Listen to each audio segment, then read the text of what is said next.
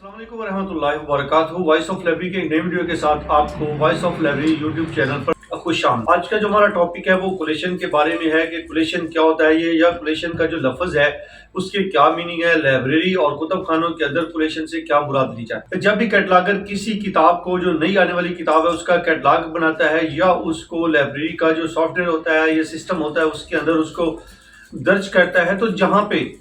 Pages आते हैं, pages mention करना हो किसी भी किताब के, रिसाले के, प्रोडिकल जर्नल्स या किसी भी रीडिंग मटेरियल की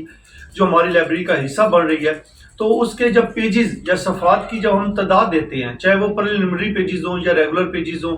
तो उस पेजेस की तादाद को हम कोलेशन कहते हैं। जब आप अक्सर देखेंगे कि किसी भी डेटाबेस के अंदर या किसी भी सॉफ्टवेयर के अंदर अमूमी तौर पर पेजेस की जगह पे कोलेशन लिखा होगा, जैसे एसलिम्स सॉफ्टवेयर है उसके अंदर देखें तो कोलेशन है, कोहा के अंदर देखें तो वहाँ पे पेजेस आ जाते हैं। तो इसी तरह मतलब ये होता है कि किसी भी किताब के जो कुल पेजेस होते हैं उसको जब हम किसी सिस्टम के अंदर या